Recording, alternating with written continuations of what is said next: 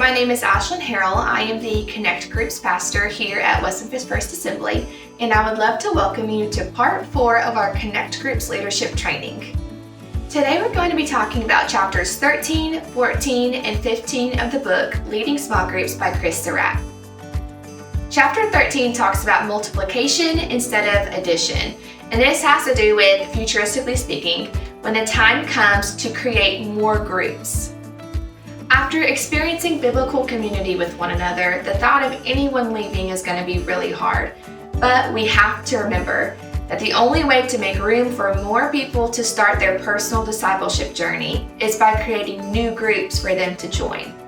Initially, the focus is adding group members. We want to grow your specific Connect group until we hit max capacity, which is 12 people. But then we want to minister through the growth, and we want to have a plan in place for when groups start reaching their max capacity. At that point, we will look at multiplying. We want to prepare early for that eventual group launch. Step 1 is identifying someone in your group to be a secondary leader, or in other words, to identify someone in your group that would potentially make a great future Connect group leader. And we want you to look for someone who is developing into a mature believer, faithfully attending and serving in church, show signs of taking ownership in the group, and just know that they may not recognize that leadership potential within themselves yet, but we want you to affirm the gifts that you see in them. Once you have determined a secondary leader or somebody who would be a great future Connect group leader, we now want you to help develop that leader by using a 5-step gradual approach.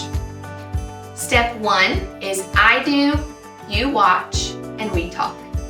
Step 2, I do, you help, we talk. Step 3, you do, I help, we talk. Step 4, you do, I watch, we talk. And step 5, you do, and someone else watches. What's important to keep in mind is that this is a gradual approach. So this doesn't mean that we're going to do this in 5 weeks. They're developed, they're ready to go launch a new group. This is going to be over time. We want to take this time investing in that group leader, pouring into them, mentoring them to help prepare and equip them for the eventual leading of a new group. I also would love to refer you to pages 139 to 140 in our book for more information, because Chris Surratt has lots of wisdom to share about these steps. If you notice, at the end of steps 1, 2, 3, and 4, they all end with we talk. That is a super important component that we don't want to skip. Getting together with that potential leader and talking things out is going to be a great opportunity for mentoring them through the process of these steps. As a part of step 2 for developing that secondary leader and the importance of talking to debrief at the end of each step, here are some questions to ask that leader after each step of the process. What did you observe? How did this step make you feel? What could be done better or differently next time? What can I do to help successfully lead through the next step? And how can I pray for you? These 5 questions are a great opportunity to open up the floor, a great discussion with you and that potential leader, and is also providing a great opportunity for mentoring them through the process. Step 3 of preparing for launching a new group, which is a huge one, is to celebrate. We want to celebrate the birth of a new group because this is very exciting.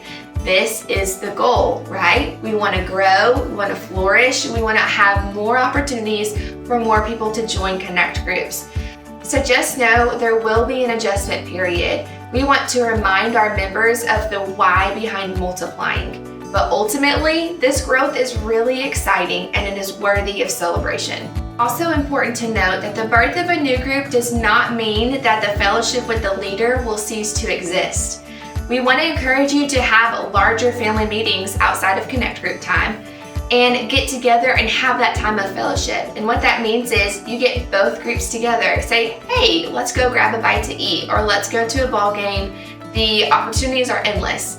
We want to encourage you guys to continue to build those relationships. Once that leader is taking the steps for taking over a new group, we want you to continue to meet occasionally with that new leader to coach them through leading the new group. it's a mentorship process, it's also a discipleship opportunity. And this is a part of what makes the growth so exciting. Through your leader and your next group, you will create generations of disciples who will carry the good news of the gospel to multiple others. This is how we carry out the Great Commission. I know for some of us, change can be scary, but there's this quote in Chris Surratt's book that I love and I want to share with you. Your small group can literally change the world. That fact is worth the effort and the pain of multiplying and starting over. And the reason why I love that is because, like I said, change can be scary. The unknown can be scary, but the effects that can come of this, the changing of the world that will come of this, makes it all worth it. Chapter 14 talks about staying healthy as a leader, and it is so important as a leader to stay healthy physically, mentally, and spiritually. We don't want you to get so wrapped up in what you are doing for God that you neglect who you are in God. Our ministry leadership should be a natural outflow of the work that God is doing in us. We do not want any of our leaders to get to the point of burnout. So here are a few signs to pay attention to. You are using God to run from God. You are ignoring the emotions of anger, sadness, and fear. You are dying to the wrong things. You are denying the past impact on the present. You are doing for God instead of being with God. You are spiritualizing away conflict. You are covering your weakness, brokenness, and failure. You are living without limits. And I would love to refer you to pages 151 through 152 for more information on this topic. We want all of our leaders to remain spiritually healthy, not just for your sake, but for the sake of our members too. We as leaders have to model for our group members the routine of what it looks like to live in daily prayer, consistent rest, and healthy relationships. The people that we lead can only follow wherever it is that we take them. Chris Surratt talks about 4 different types of belonging that every person can experience: public belonging, social belonging, personal belonging, and intimate belonging. What is very important to know is that you cannot exist at all of these levels with everyone in your group. And there is no expectation for you to try to be everything to everyone. What we do want, however, is for you to offer the opportunity for healthy relationships to grow within the group. However, you are not responsible for forcing them to happen. We want you to remember to have fun. Refrain from getting to a place where your group can become a list of tasks to complete and not a community to be enjoyed. We want you to set the expectation for fun. Here are some ideas for carving out some fun time with your group. Kick off the group by planning something fun at the beginning. Set aside at least one meeting a semester for just having fun. The first and last 20 minutes of the group time can be just for fun and enjoying each other's company. And be a fun person to be around. You set the tone for your group. We cannot stress enough that we want you healthy as a leader of our Connect group. So if you ever get to a place of feeling like you're heading towards burnout, please reach out to us. Reach out to your staff pastor or me. We would love to walk alongside with you. It's what we're here for. Chapter 15 talks about avoiding group killers. And when it comes to planning for the success of your group, it can also be beneficial to think about the things to maybe avoid that could hurt your group. Here are some potential group killers: people not returning, relationship breakups, gossip, and summer and holidays. Let's first talk about people not returning. Here are some possible reasons why people are not returning to a group. The group has been together for a while and it's hard to see a place to fit in. There's no time invested in building community. There's no intentionality behind the studies chosen. The leader dominates the discussion, and the leader is unprepared for the group meeting. So some ways to combat these reasons why people may not return are to do the opposite. We want to be a welcoming, inviting place. We want to invest in time to build community. We want to have intentionality behind the studies that are chosen. We want to facilitate discussion, not dominate discussion. And we want to be prepared for every meeting. Another group killer is relationship breakups. So here are some steps that you as a leader can take to avoid relationship breakups being a group killer. Do not take sides.